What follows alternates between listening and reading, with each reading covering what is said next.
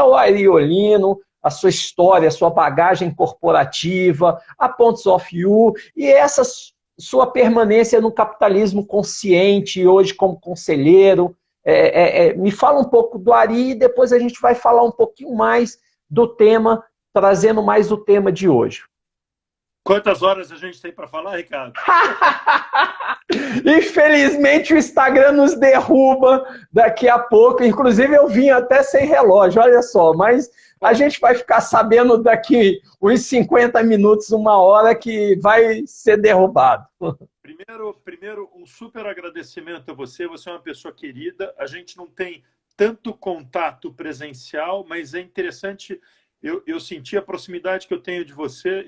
Eu acho que a recíproca é verdadeira também, mas existem algumas pessoas na vida que a gente tem pontos de referência e você é uma delas. É um prazer estar aqui com você. Muito obrigado às pessoas que estão com a gente aqui. Esse é um papo, enfim, é um compartilhamento.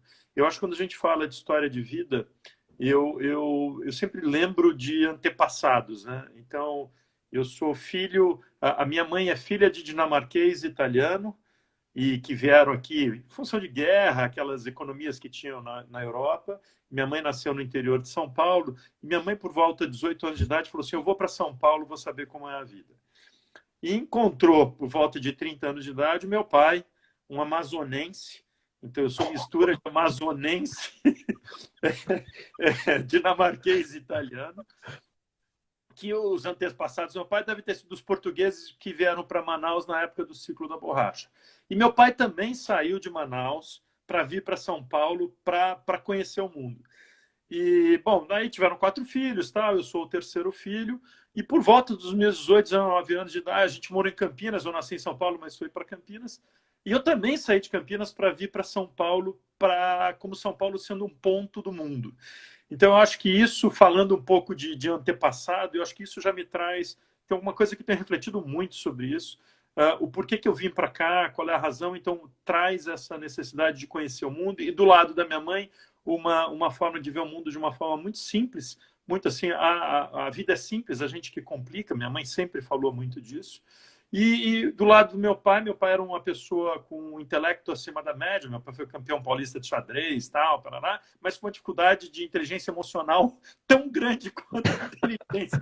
Normalmente é assim, viu, Ari? Não, eu sou fruto um pouco disso, vim para São Paulo, eu sempre acreditei que a gente poderia fazer um mundo melhor. Isso me levou a trabalhar em auditoria. Eu achava que o mundo estava errado e eu podia consertar. E a forma que eu poderia consertar o mundo seria trabalhando em auditoria. Foi um ledo engano, mas ao mesmo tempo... né? Porque era época de comando e controle. Estamos falando do final de 80, começo de 90. Perfeito, perfeito. E para mim foi muito interessante. Eu estava chegando em São Paulo, eu fiz grandes amizades. Minhas amizades de São Paulo ainda são fruto desse começo de carreira, amigos incríveis, enfim, é um momento muito especial na minha vida, mas eu vi que aquele negócio não era para mim, e por uma série de razões, e a gente montou o meu primeiro escritório de consultoria em 92, que é a Triconsult, que é o mesmo até hoje. Eram 3 sócios, tal, e eu saí do foco de auditoria e fui para um foco mais de... Lembra, era época de reengenharia, então Sim. processos, estrutura, tal. Até 1998, que eu conheci um amigo, um querido, um mestre, uma pessoa que faleceu agora em fevereiro desse ano, que foi o Vitor Pinedo. E o Vic virou para mim nessa época e falou assim, mas o que você faz mesmo? Aí eu expliquei um pouco isso que eu estava falando. Ele falou assim, mas isso não serve para nada. Qual é a razão que você faz isso? Não dá mais para consertar as organizações. A gente tem que refundar, a gente tem que recriar as organizações. Não dá mais... Hoje está muito na moda, a gente fala comando e controle, confiança e compromisso. Sim. Ele falava isso, eu estou falando há 22, 23 anos atrás, sim, e ele já falava isso há muito tempo, que o Vic faleceu com 80 anos. Né? E isso me levou a um choque um pouco. Imagina, quem tinha vindo de auditoria, trabalhava em desenho de processos... E eu falo que eu tive 4 anos, mais ou menos, 4 anos é mais ou menos um tempo de uma faculdade, né? De terapia, de voltar para tentar fazer algumas matérias de mestrado, mas forçando naquilo que eu já fazia, mais administração, mais tudo. E foi um momento meio que de adaptação, ou de entendimento, ou de transformação minha, para aquilo que eu acreditava que a vida deveria ser. Então, o Vic trazia um conceito que era de 7 Cs, e depois a gente vai entrar um pouco no seu 7 As e no alinhar, que eu e o Vic falava em carinho, em confiança, em compromisso. E quando eu ia comentar para os meus amigos, os caras falavam, mas qual é o negocinho que você está tomando aí? Porque ninguém acreditava nisso de uma forma real. Estamos falando aí final dos anos 90, começo dos anos 2000. Algumas empresas começavam a falar sobre isso, então ou alguns institutos, o Instituto Ethos, a gente fez um trabalho. Eu tive naquele projeto do ABN AMRO, quando o Fábio Barbosa veio para mudar o real, o IASE de Internexus com o Ricardo Yang. Eram pessoas que estavam meio à frente do tempo e que já viam um pouco dessa necessidade de uma nova consciência, necessidade de um mundo diferente daquele mundo que a gente estava vivenciando. Ou seja, traziam conceitos que hoje a gente fala de ESG, a gente fala de responsabilidade social, tal, mas de uma forma não... E aí eu peço uma licença aqui, não marqueteira, mas sim verdadeira. Não para a gente ter isso como o ISO 9000, mas sim para a gente ter isso na essência das organizações. Não para a gente ter isso na parede, para a gente mostrar o nosso material de marketing, mas a gente ter isso dentro dos comportamentos. Então, eu acho que aí, Ricardo, começa aí o meu envolvimento com o que a gente chama de capitalismo consciente. Porque tudo aquilo que a gente via era que as organizações que tivessem mais focadas com esse entendimento do sistema como um todo, inclusive ganhariam mais dinheiro. Então, se o viés do CEO era um viés financeiro, você falava assim, olha, eu posso te mostrar que isso vai dar mais dinheiro, mas a gente tinha uma dificuldade de quantificar isso, de mostrar o quanto isso, de fato, números, né? Me mostra aí qual é o resultado real que tem essa necessidade de tocar em números. E isso o Peter Senge já falava um pouco disso quando ele falava da quinta disciplina. Aí surge o Build to Great, o Feitas para Durar e o Feitas para Vencer, que traz um pouco desses conceitos de uma nova necessidade. O Ken Wilber já trazia, mas não tinha tanto jeito para o negócio. Então, tem alguns expoentes ou mais antigos que falavam um pouco disso. Eu me lembro em 2000, eu não lembro qual é a data certa, mas deve ter sido 2007, 2008. Aí eu comecei a desenvolver minha carreira, enfim, mudar um pouco para essa nova maturidade organizacional, uma nova consciência, trabalhando com algumas empresas que hoje são referências no Brasil. E foi muito legal e muito dolorido também, tá? Então, é um processo de transformação interna. Eu lembro que eu entrava nas reuniões com o Vitor muitas vezes, e o Vitor, um querido, um psicólogo gestaltista que tinha passado por uma série de coisas na vida dele, e eu com a minha cabeça um pouco mais estruturada, e a gente montava alguns workshops, e eu falava, Vic, está aqui a agenda do dia, né? Vamos rever? O que você acha que vai ser, né? Como é que a gente vai fazer as dinâmicas? Aí ele começava e falava assim, empezamos por descongelo, porque eu vi que falava várias línguas e ele é um cara que nasceu em Curaçao, mas era um judeu holandês, casado com uma venezuelana, um mix aí. Falei, empezamos pelo descongelo. Falei, aqui é o check-in hoje, né? Falei, tá bom. Então, terminaremos com reforço. Eu falei, tudo bem, já sei. Começamos com... E no meio, não sei como o grupo está. Precisamos saber. Então, aquilo me desestruturava de uma forma assim. Hoje eu faço isso, mas para fazer isso a gente tem que ter uma estrutura muito grande. Aí, por volta de 2007, 2008, indo para um desses clientes, eu vi um livro que chamava Firms of Endearment. Depois foi traduzido para O Segredo das Empresas Mais Queridas, do Raj Sisodia. Eu comprei 10 livros e levei de presente para esse cliente meu que a gente estava indo, que a gente estava fazendo isso. E o que me chamou a atenção no Firms of Endearment é que tinha um comparativo de valorização das empresas mais queridas com as empresas feitas para durar e feitas para vencer, com Standard & Poor's, com índices para quem é mais lógico e cognitivo e racional, falou, opa, essas empresas são mais queridas, estão dando retorno financeiro também acima da média.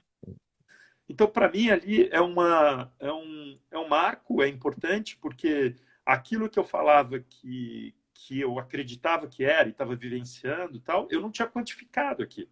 A gente não tinha como traduzir. Então, esse livro, para mim, traz a primeira, não a primeira, tá, mas uma das formas da gente mostrar dentro de organização, que você conhece muito bem, que atuar dessa forma era uma forma que, além de ser melhor para o sistema como um todo, ele trazia também a possibilidade da gente ganhar mais dinheiro. Então, era o ganhar o dinheiro de uma forma melhor ou de implementar mais valor de uma forma correta Perfeito, para a sociedade.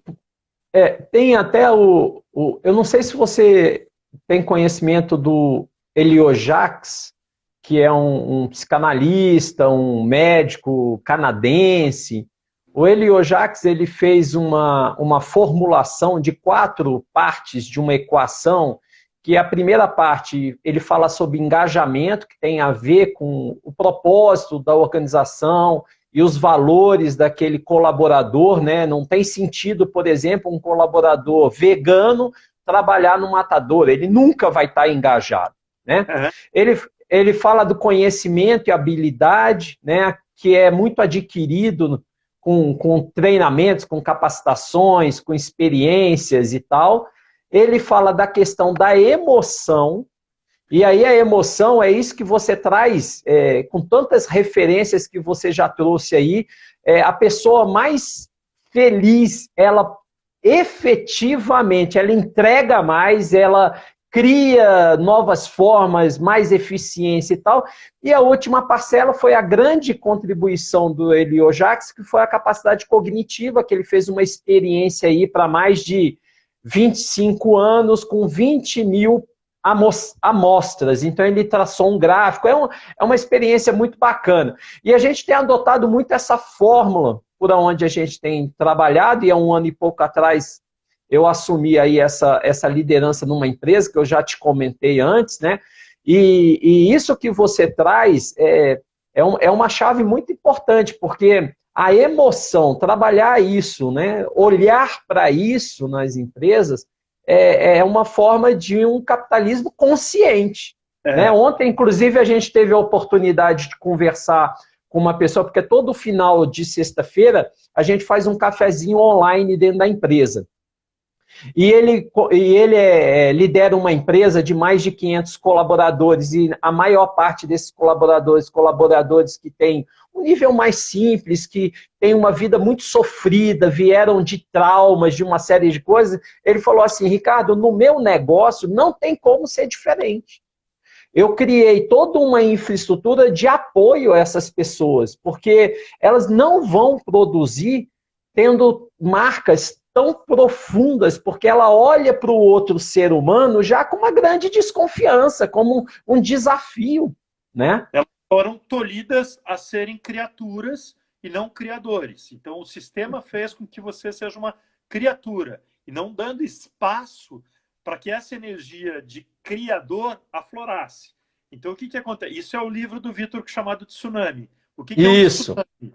O tsunami é a explosão da energia criativa não trabalhada. Então, a gente trabalha sobre uma pressão hierárquica muito forte, e como foi, como era a produção, e ainda é em muitas organizações. Você não dá lugar para que as pessoas possam criar dentro da organização, colocar todo o teu processo criativo. Isso eclode em greve, em banheiro sujo dentro da organização, que o cara faz aquelas cacas lá para mostrar que ele está insatisfeito, em greve, ou internamente, através de doenças, através de afastamentos. Eu não sei se você sabe que de segunda-feira o índice de infarto é muito maior do que qualquer outro dia da semana. Segunda-feira é onde tem o maior índice de infarto no mundo, porque é o dia que o cara volta para o trabalho dele. É a angústia, e é onde a gente tem problemas maiores em função desse distanciamento do que a organização é para o que a pessoa é. Então, tem um pouco disso dentro do capitalismo. O livro do Raj, que é o... Ari, só a internet falhou um pouquinho, tá? Congelou a imagem, mas agora você já está de volta. Okay. Pronto, está de volta. O livro do Raj... O livro do Raj de 2018, Ele traz um pouco dessas histórias, ele começa a pontuar organizações nos Estados Unidos que têm características que eles vão falando que são empresas mais queridas. O que o Raj tinha se dado conta? O Raj é um professor indiano que dá aula nas universidades dos Estados Unidos, e ele percebeu que um dia que o PIB da Índia era do mesmo tamanho do que se gastava em publicidade nos Estados Unidos. Ele achou alguma coisa estranha, começou a fazer algumas pesquisas e percebeu que existiam organizações dentro dos Estados Unidos que gastavam um pouco de marketing, mas tinham um brand perception, né? Uma percepção de marca muito diferente das outras. E ele começa a estudar essas organizações, que é as empresas mais queridas. E ele começou a perceber algumas características que estas organizações tinham. Desse livro, ele conhece o fundador do Whole Foods e convida para eles escreverem o primeiro capítulo, o primeiro livro do Capitalismo Consciente. Então, o que era o capitalismo consciente? O que essas organizações tinham em comum? Estou falando um pouco da história, depois eu falo onde eu me encaixo dentro dessa história. E eles vão perceber que são 4 pilares que traziam essas organizações como organizações diferenciadas. Um propósito maior. Eu ainda tenho um pouco de receio de falar de propósito, que isso virou um pouco de moda. E para quem está aqui, propósito não resolve nada. Não ter propósito é pior. Mas o propósito por si só não resolve, tá? Tem que ter para a gente não dar tiro em tudo quanto é lugar. O que importa é ter um propósito virtuoso, ou um propósito maior. Por que a gente existe? Qual é a função ou qual é a razão social da existência de uma organização? O que a gente está oferecendo para o mercado para a gente merecer receber de volta um dinheiro, uma troca? Toda organização ela tem uma troca com o mercado. Essa troca é justa quando ela é liberta, quando a gente pode fazer aquilo que a gente quiser. Então, eles viam que essas organizações tinham essa razão, ou missão insurgente, como o pessoal da Booz Allen tem falado, ou como Massive Purpose Transformation, como Singularity tem falado, que tem que ter uma razão maior para a existência das organizações. Então, eles viam que tinha isso. Tinha uma cultura mais consciente. Então, o que é uma cultura mais consciente? E aí, para mim, é onde eu comecei. Eu gosto de começar as nossas intervenções por isso. Quais valores fazem com que a gente trabalhe dentro dessa organização? Foi quando você comentou do autor aí. Por que a gente está junto? Ricardo, a gente nunca sentou, nós dois, e escrevemos nossos valores. Mas eu não tenho dúvida que a gente tem uma similaridade de valores muito grande. Então, a cultura consciente é você saber que você está dentro de um espaço onde aquilo que você considera importante, a empresa também considera importante. Então, vamos desmistificar o que é valor. É o que é importante para a gente. Então, se a gente tem essa concepção, legal. Então, eu me afilio com pessoas que têm valores, que enxergam percepções muito similares, que é o caso que eu acredito que entre nós dois, a gente tem valores muito próximos. Então, a gente acredita em coisas similares, isso faz com que a gente tenha essa liga, a gente é atraído para trabalhar em organizações que tenham valores próximos ao nosso. E termina fazendo até um parênteses. Uma forma de validar, inclusive, isso é a gente perceber que a gente tem pessoas que nos cercam também, que se repetem, né? Como a gente falou lá no começo, a gente descobriu essa madrugada uma pessoa que hoje está na China e é amigo comum nosso. Quem trouxe... Mandou para mim no LinkedIn, Ricardo, esse papo vai ser demais. Então acho que é só até uma forma de validar, porque a gente atrai pessoas também semelhantes aos nossos valores, né? Isso, é um imã. A gente considera que isso é um imã atrativo. Tem pessoas que vão trabalhar por subsistência? Vão, tem. No primeiro momento que ela tiver oportunidade, ela sai de lá e vai para uma organização que faça mais sentido para ela. Isso eu não tenho dúvida. Isso é um... Então, o primeiro pilar é o que eu falei do propósito maior. O segundo, uma cultura consciente. O terceiro, um olhar para todo stakeholder. Então, a conectividade da organização com todas as partes com que ela se relaciona. Então, a responsabilidade dela não só com o funcionário, porque o funcionário dela é parte, né, um stakeholder importante, não só com o shareholder, né, com o sócio da organização, mas também com o fornecedor, mas também com a prefeitura local, mas também com o governo, mas também com o concorrente, mas também com todas as pessoas que interagem com isso. E aí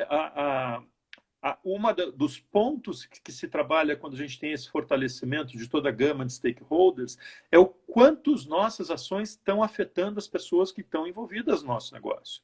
Então, muda o foco de olhar a última linha do balanço, do Profit and Loss lá, né, para saber quanto a gente ganhou ou não, para olhar uma circunstância um pouco maior, o quanto a gente está impactando todas essas pessoas que estão sendo envolvidas no nosso negócio. A gente impacta as pessoas, que é o que eu chamo de legado, que eu vou falar um pouco mais lá para frente. E por fim, não menos importante, ou talvez o mais importante, que essa mudança só acontece quando eu tenho uma liderança consciente. Porque a gente terceiriza sempre, a gente fala a culpa é das organizações, a culpa são das empresas, a culpa é nossa, porque a empresa é feita de gente, é um bando de gente. Não existe a empresa, a entidade empresas. Não existe a Coca-Cola. Você não vai trombar com a Coca-Cola no meio da rua, você não vai ver a Natura, você não vai... Você tem as empresas, as pessoas que trabalham dentro dessas organizações. E aí existe uma regra de ouro que a gente brinca também, não só o CEO, mas para mim... você conhece a regra de ouro? Você que tem uma experiência muito grande aí, cara, você conhece uma regra de ouro ou não para as organizações? Não sei que, Talvez assim...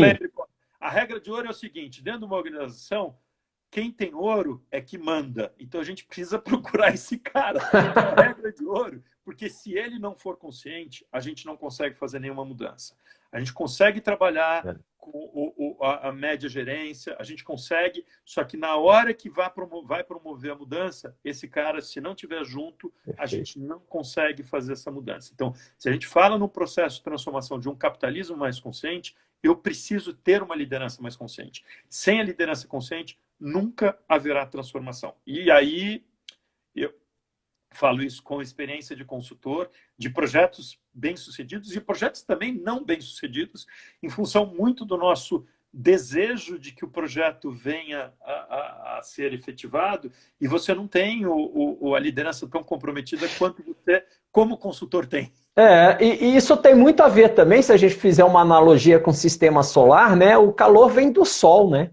Vem do centro, né? É do centro que emana e sai ressoando. Se essa liderança que está no centro, ele não tem essas motivações, dificilmente a parte mais externa vai começar a ter, né? Eu acho que tem muito a ver. Essa regra de ouro, eu não conhecia ela dessa forma, não.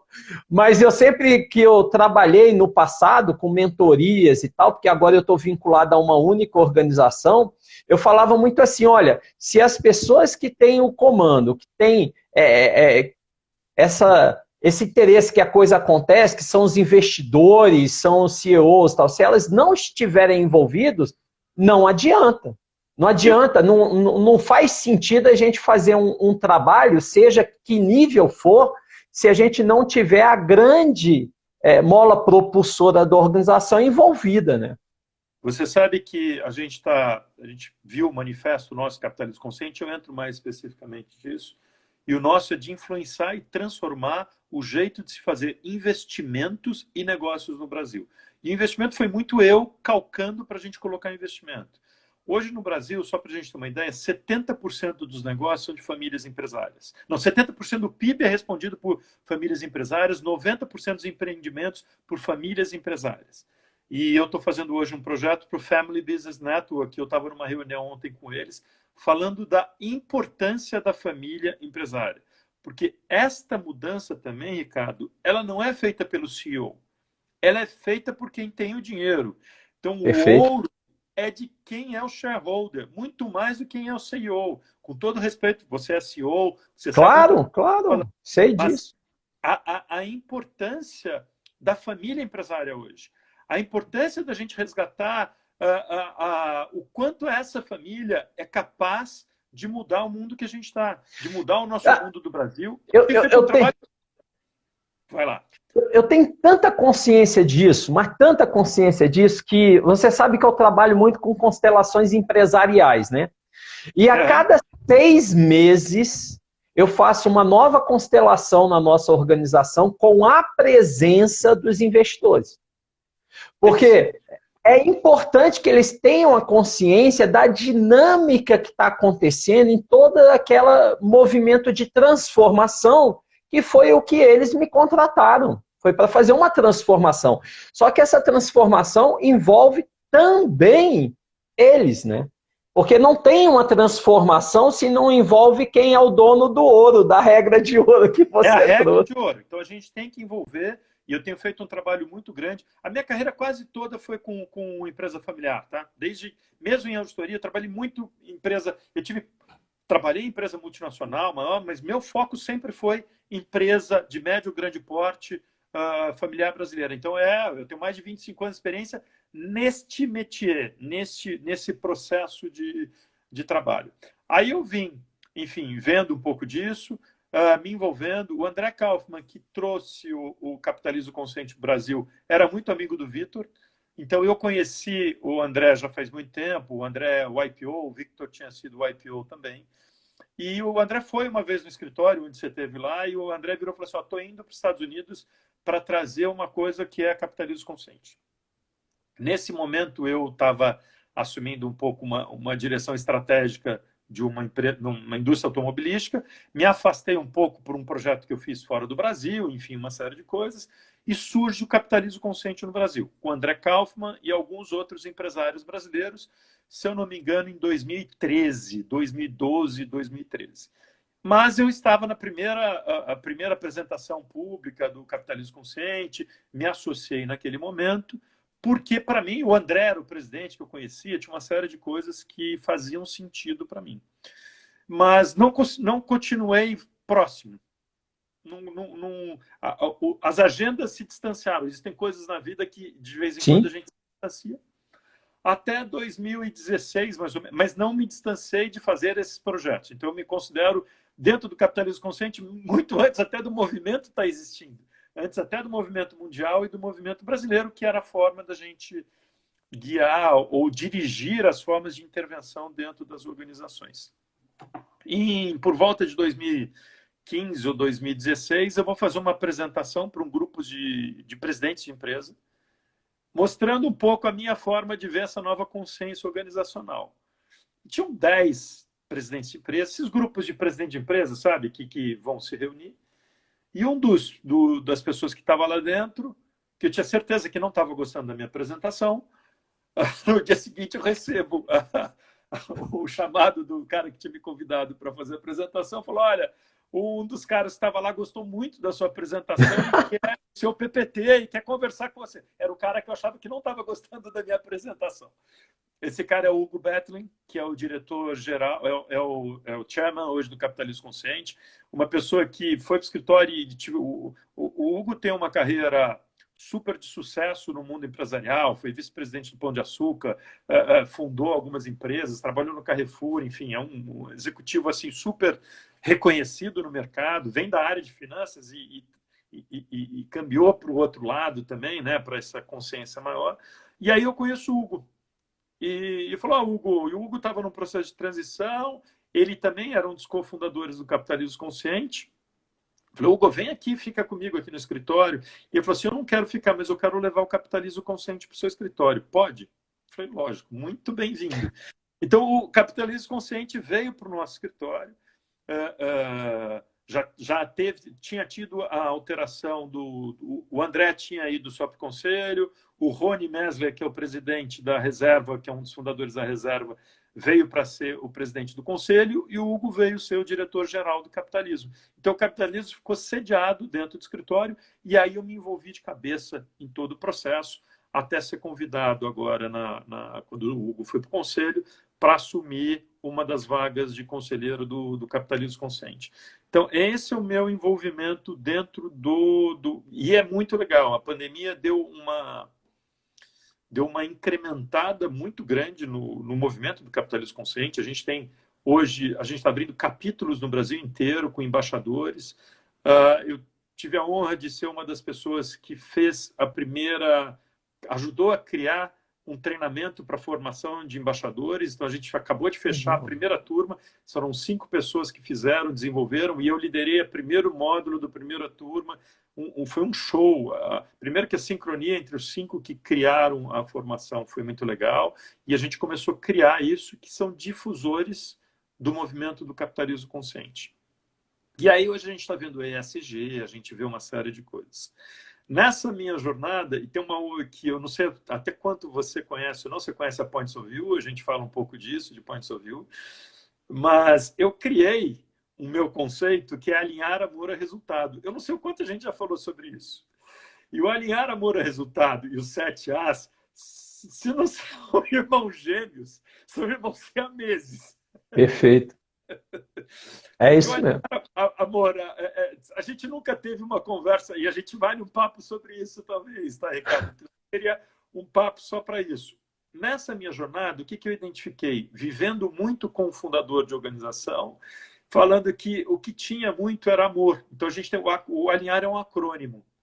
É um acrônimo que ele nunca está alinhado, ele sempre está desalinhado, e nunca vai estar alinhado. Eu brinco, se a gente puser numa escala de 0 a 10 e ele estiver no 10, eu morri, foi para o céu. E se ele estiver no 0, eu morri, fui para o inferno. Então, a gente sempre vai ter elementos, porque depende muito da fase onde a gente está. Mas eu trago que a gente precisa trazer o amor como base de tudo. Então, o primeiro ponto é o amor. E aí a gente pode falar de ágape, de eros, de filia, do que for, mas amor é aquilo que eu encontro dentro dos fundadores de uma empresa. Quando a gente conversa, ou ao longo de mais de 20 anos da minha carreira, quando a gente conversa com um fundador de empresa e ele vende a empresa dele, é uma dor quase como se ele estivesse perdendo um filho. Você sabe disso? Porque você teve empresa... Vendi uma empresa de 20 anos. Você sabe disso que eu estou te falando, então você pode me sentir um pouco na pele. E esse é o amor que move a gente para estar na segunda-feira de manhã. Isso não é propósito. Isso é muito maior do que propósito. É um sentimento que não cabe dentro de uma planilha de Excel, não cabe explicação, a gente consegue sentir. Então, se a gente não tiver espaço dentro da organização para que esse amor possa aflorar, nunca a gente vai ter, de fato, uma organização consciente, no meu ponto de vista. Tá? Não, então, eu acho corretíssimo isso. Inclusive, uma das ferramentas que eu abraço muito é a parte da constelação empresarial nas organizações, porque o Bert Helling, né, o alemão que construiu toda a base da constelação familiar, depois que teve outros que trabalharam para levar para as empresas, ele trabalha com 3 ordens que ele chama ordens do amor, né? E essas ordens do amor, quando elas estão emaranhadas, as empresas passam por determinados desafios e tal, que se a gente olha nessa ótica, o que ela está, na verdade, acontecendo com ela é que ela emaranhou esses movimentos aí e termina respaldando e negativando resultados, e relações conflituosas, e gestão por crise, uma série de coisas que nos distanciam da verdadeira alegria, do prazer, da paz interna, que é o que todo mundo quer no final das contas, né? O Bert Hellinger, para mim, eu gosto muito da ordem do dar e receber dentro do amor, que é tão simples e tão complexa ao mesmo tempo, que é o equilíbrio, que a gente não pode dar muito para uma pessoa, porque a gente tira dela a possibilidade que ela contribua com a gente também. E a gente vive nesse desequilíbrio. Isso, para mim, não que as outras ordens não sejam tão relevantes, mas isso, para mim, me chama muita atenção. Porque eu faço tudo pela minha mulher, eu faço tudo pelo meu filho. Não, você não está fazendo tudo, você está deixando que os outros façam aquilo que eles precisavam fazer. Então, essa possibilidade que a gente tem, aí você é um conhecedor maior do que eu, mas traz para mim esse equilíbrio, ou a organização não dá o espaço para que esse amor aflore, e ele pode dar recurso, pode dar tudo, mas ele está inibindo que esse amor seja pontuado, seja considerado. Perfeito. Inclusive, só fazendo um parênteses nisso que você trouxe, né? Já tem estudos sobre esse equilíbrio sistêmico do dar e receber, que quanto mais a pessoa recebe, tá certo? Mais existe a potencialidade dela ir embora. Olha que louco! E por quê? Porque inconscientemente essa dívida fica impagável, então ela se sente não merecedora e vai embora. Então é importante a gente entender essas ordens, porque tem movimentos que a gente às vezes imagina ser exatamente o contrário do que deveria existir. Quantos pais, né, Ari, fica falando, nossa, mas eu dei tanto pro meu filho, eu fiz tanta coisa pro meu filho e ele não se ajustou, né? Exatamente por causa disso. Tem até uma pesquisa americana, eu não sei se você conhece essa pesquisa, que se percebeu que os grandes bilionários começaram a fazer um movimento depois dessa pesquisa de fazer doações do seu legado, da sua fortuna e tal, e deixando o mínimo para as gerações seguintes, porque essas gerações não tinham mais os desafios, e ela começava a entrar numa paranoia emocional muito grande, porque elas... É onde eu falo que o primeiro ponto é o A, e aí onde eu entro na minha experiência da empresa familiar, e a gente vai para o legado, que é o segundo tópico. Na empresa familiar, que vai dentro do que você está falando, eu sempre falo que o herdeiro, o que diferencia para o herdeiro é a letra B. O que é a letra B? Eu falei, o herdeiro ou ele tem um ônus ou ele tem um bônus. Então, a letra B, ela flutua dentro do cara que é herdeiro. Todo mundo fala, o cara é herdeiro, não vai precisar trabalhar. Cara, a gente sabe o ônus que um herdeiro tem também. A responsabilidade que ele tem daquilo. Então, é muito complicado. Tá? Eu brinco muito com essa letra B, né? É um bônus ou é um ônus? E ela flutua, ela nunca está só num lugar. Ela nunca está só no bônus, nem só no... Entendeu? Ela nunca está livre. Ela sempre está flutuando essa possibilidade de bônus ou de ônus, que é a importância do que você está falando, dá o espaço para o herdeiro fazer. Isso, para mim, entra o segundo ponto do alinhar, que é o legado. Que é o desenvolvimento de um legado consciente. O legado consciente, para mim, e eu sempre falo isso, minha mãe tem 93 anos. E minha mãe teve 4 filhos e mais um que não nasceu, 5. Minha mãe fala desse 5º filho, que nasceria em abril, ela brinca e chamaria Abrilino, até hoje. Até hoje, até os 93 anos. Então, esse meu irmão, ele deixou o legado aqui na Terra. Eu sei que você é constelador, que tem uma série de coisas aqui no meio. Ela incluiu, e é muito importante isso, porque ele está na ordem. Ele está na ordem. Então, perfeito. Ele é muito importante, só que não necessariamente o legado dele é um legado consciente. Então, a gente vem na nossa vida, até mais ou menos 14 anos de idade, ou segundo setênio, sendo fruto daquilo que papai, mamãe, escola e igreja nos falaram. Nós somos uma esponja para sobreviver no mundo. Papai, mamãe, titio, titia, todas as pessoas queridas que nos cercam, a igreja e a escola, vão falando, então a gente chupa, ou a gente absorve esses valores que são a base para a gente definir aquilo que vai ser importante para a gente. Por volta de 14 anos, 13, inclusive, o cérebro se forma essa parte frontal, mais ou menos nessa época, a gente começa a questionar um pouco quando se fala de aborrecente. Esse é o momento que eu começo a perceber o surgimento de uma possibilidade de uma construção de um legado consciente, Ricardo. Então, o legado nós vamos deixar. Impreterivelmente, nós vamos deixar um legado. Sendo consciente ou não. A gente vai vir aqui, a gente vai poluir a Terra e vai embora. Então, a gente vai deixar um legado. O que eu chamo no alinhar é para um legado consciente. E para que haja esse legado consciente, eu preciso sim trabalhar valores da pessoa para entender o que é importante, resgatar ou descobrir, tirar aquilo que está coberto. Eu preciso trabalhar um pouco em propósito, como falava Fritz Perls, peeling the onion, né? Descascando a cebola para a gente chegar no cerne, que esse é um processo longo. Ao longo da vida a gente vai trabalhando esse descobrimento desse propósito. E é uma das coisas interessantes, porque eu não sei você, mas ao longo da minha carreira, eu tinha no começo falando que o valor era uma coisa imutável. A gente tinha valores que a gente jamais ia mexer, e o propósito da nossa vida. E a gente vai amadurecendo, a gente vai percebendo que pelo menos a hierarquia dos valores vão mudando. A gente começa a ter atenção em outras coisas. Então, também, isso para mim é completamente diferente. Então, esse é o segundo ponto. E já te deixo aqui, vou dar um spoiler aqui para todo mundo. Eu estou escrevendo sobre o legado, vai ter um e-book rapidamente. Vai ter sobre alinhar, mas o legado vai ser o primeiro. Mas prometo que a gente faz uma live só para falar disso. Então, o legado... E aí eu tenho que ter uma visão de futuro clara. Então, o legado, para mim, significa eu trabalhar esse propósito, os valores, essa visão de futuro clara, enfim. Aí vem integridade, que é a maior dificuldade que a gente tem. A gente viu no Lava Jato, eu tive a paciência de entrar dentro de cada uma das empresas envolvidas e olhar lá propósito, valores, tal, regras de conduta. Muito bonito, muito bem redigido. E na prática não se era colocado. Então, a jornada para mim é mais importante que o fim. Não importa a gente ter isso construído num book, importa a gente juntar as pessoas para a gente explicitar o que é isso em termos de comportamento e agir daquela forma. Então, para mim... Eu queria até te fazer uma pergunta quanto a isso. Porque a gente está no mundo que o pessoal rotula aí como mundo VUCA, né? Tem essa siglinha aí, né? Um mundo volátil, incerto, complexo, ambíguo. E para fazer frente a esse mundo vieram várias metodologias ágeis e tal. Então, o planejamento estratégico que a gente fazia na década passada não é mais o planejamento estratégico de hoje, né? As metodologias mudaram.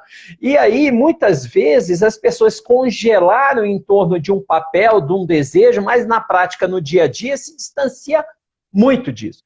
Fala um pouco para a gente, na sua experiência, que eu sei que é grandiosa, como é que você percebe a prática do dia a dia desse capitalismo consciente, no dia a dia? Eu vou te falar duas coisas. Do mundo VUCA para o mundo VIC. Esse é o primeiro ponto. Esse é um artigo que tem do Capitalismo Consciente. Sugiro que vocês entrem lá, tá de graça, é muito legal. E o convite é que o mundo VUCA, a gente já sabe o que é, mas a gente precisa caminhar para construir um mundo VIC. Ele vai continuar sendo vulnerável, porque a gente está tendo mudança muito mais rápido do que a gente consegue absorver, mas é um mundo muito mais interdependente ou integrado. Então, a gente precisa começar a construir esse mundo integrado. E muito mais consciente. Então, primeiro, começando a resposta por essa sigla que a gente tem que mudar, começar a pensar do mundo VUCA para construir o mundo VIC, onde a integridade, onde a interdependência estejam muito mais presente, e também a consciência para que a gente consiga trabalhar. Na prática, o que a gente tem visto? O movimento do ESG é um pouco isso. Então, os fundos de investimento, que nem o BlackRock, que é o maior fundo de investimento do mundo, o Larry Flint falando assim, a gente deixa de colocar dinheiro em organizações onde não tenham conceitos do ESG. Então, se não é pelo amor, vai ser pela dor. O presidente do Itaú acabou de falar assim, nós não vamos financiar mais fazendas que vão desmatar a Amazônia. Então, o tema deixou de ser um tema filosófico bonito, começou a ser um tema pragmático. A gente já tem aqui no Brasil, e convido vocês que quiserem conhecer, as empresas humanizadas, e vai ter uma pesquisa de empresas humanizadas. A primeira edição foi há 2 anos, e eu tenho a felicidade, a honra de ter participado de uma dessas empresas, que é o Grupo Jacto, uma empresa que é sinônimo aí de empresa familiar, consciente. E são empresas, aí tem o Grupo Fleury, tem o Boticário, tem uma série de outras, a própria Reserva, tem uma série de outras empresas, onde a gente percebe na prática que ser consciente é melhor para todo mundo, inclusive para o shareholder.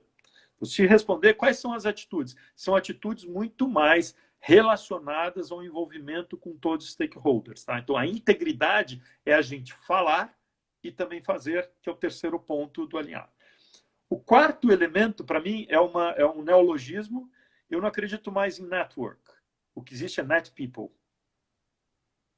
Você, Ricardo, é parte do meu relacionamento, que a gente pode tomar um chá junto, a gente pode trabalhar junto, a gente pode rir junto, eu não tenho um cartão corporativo por trás do Ricardo.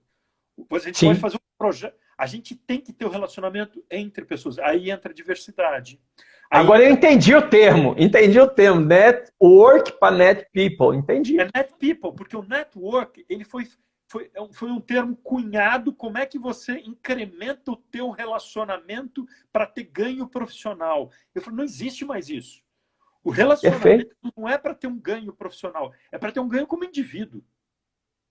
É para a gente crescer como indivíduo. Então, o relacionamento que eu tenho com você, próximo ou distante, a gente ganha. Tem que ser uma ganha. Aí entra a ordem do Bert Helling. Tem que ser um equilíbrio entre dar e receber. E o Net People traz isso. Traz essa diversidade, traz a importância de relacionamentos reais, traz a importância da gente não ter eu só vou me relacionar com você se eu vou ganhar alguma coisa. Não é o ganha e perde, é o ganha e ganha. E não é hoje eu vou ganhar mais, amanhã você pode ganhar mais, eu posso ganhar mais. É um desequilíbrio equilibrado em termos daquilo que a gente quer. Não sei se eu me explico bem, porque ele não... Explica. É interessante isso, porque as pessoas têm uma visão de equilíbrio, da coisa estar equilibrada, ela está parada. E não é isso. O equilíbrio é exatamente o que está em movimento síncrono, né? Você tem filhos, tenho minha esposa, meu filho. Nunca a gente tem um amor estabilizado. A gente tem movimentos cíclicos. E num relacionamento, às vezes você oferece mais, mas às vezes você precisa receber mais de novo, né? Perfeito. Então, o Net People traz isso também. Não dá para a gente ter desequilíbrio a vida inteira. Isso que a gente não Sim. aguenta e acaba tendo cisão aí de algumas coisas. Por fim, aí a gente tem mais 3 elementos, que é hábitos, e aí é mudança de uma nova arquitetura organizacional, ou nossos atitudes que a gente tem frente a coisas, atitudes antigas que a gente mantinha frente às necessidades que a gente tem hoje. E para mim, quando eu falo em termos de organização, a estrutura organizacional baseada na hierarquia da igreja ou na hierarquia militar não funciona mais. A gente não tem tempo para o comando e controle obedecer. Isso não é filosofia, é questão de tempo, de resposta.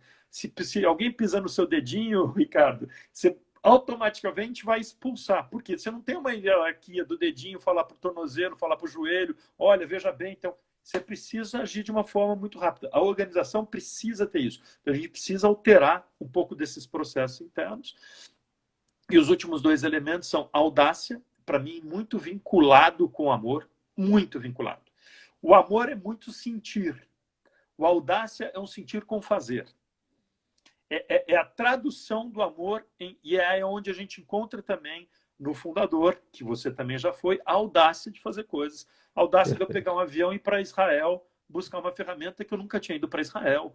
E se você me explicar, eu não sei quanto eu já te falei isso, eu nunca pus numa planilha de Excel o que eu estava indo fazer lá.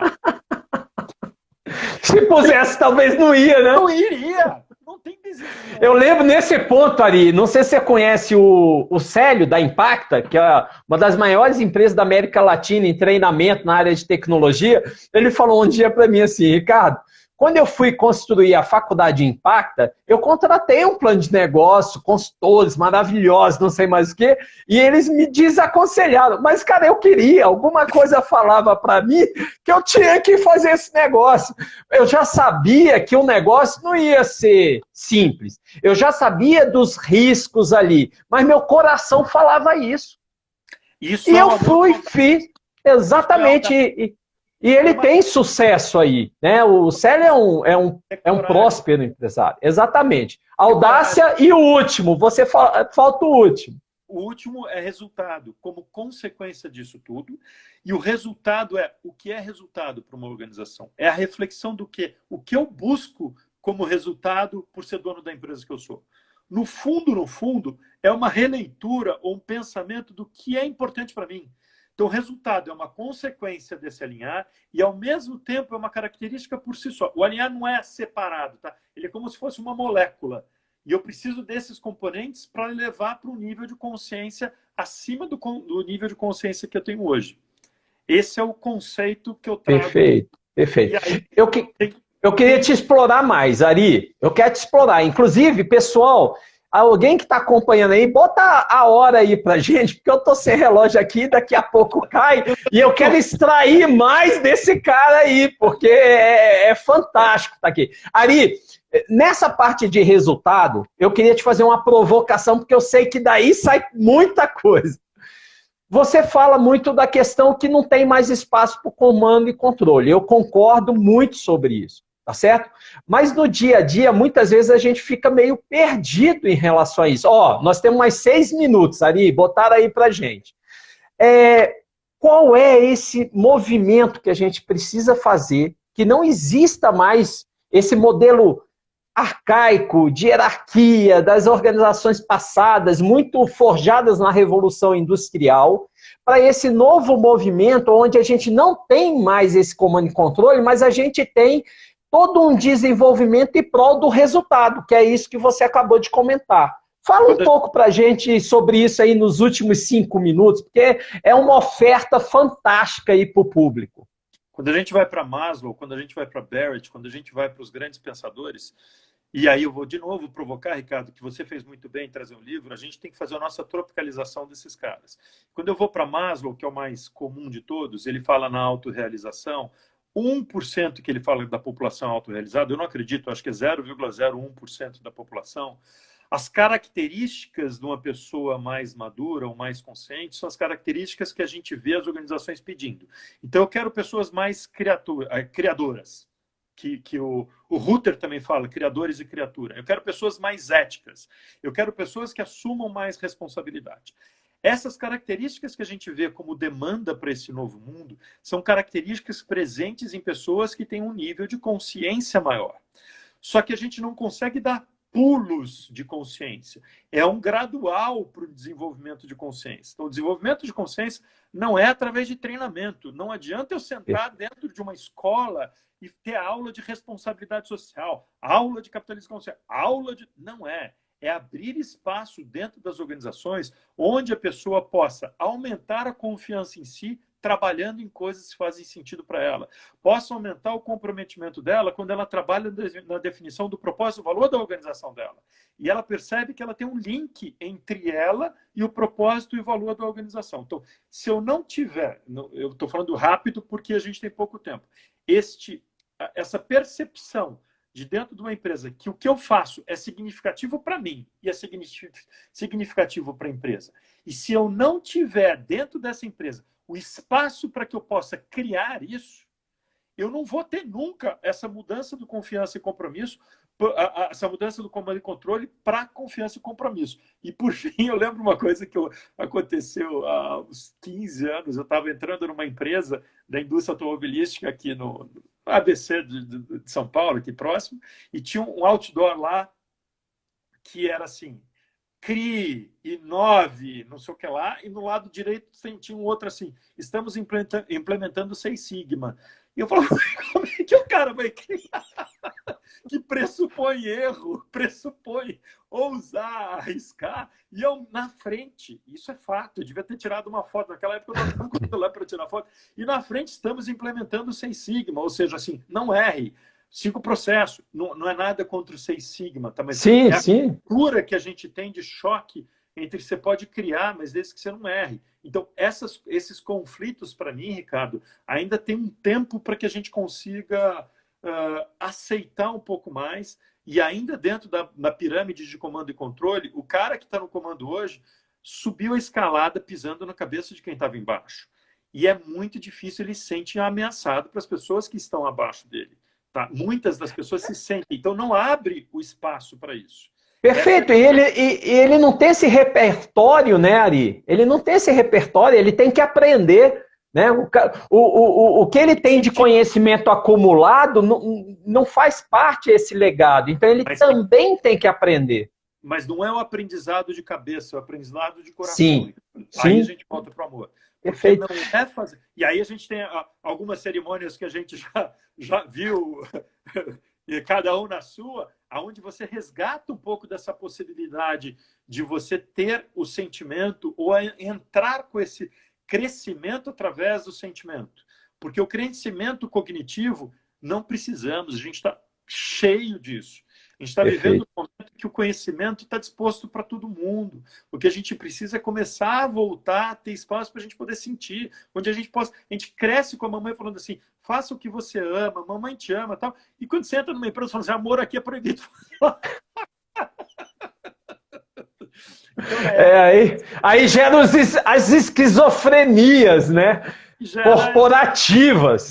Ou o piloto automático que a gente começa a vivenciar, bloqueando nossos sentidos para que a gente possa sobreviver. Então, o convite é para que a gente possa... Eu tenho um assessment do Alinhar. Ari, 20 segundos, Ari, para fechar. O Instagram está nos expulsando. Um prazer enorme falar com vocês. Muito obrigado quem esteve com a gente. Ricardo, um beijo para você. Beijo, querido. Gratidão. Cara, a gente falaria muito mais tempo. Pessoal, vai ficar gravada.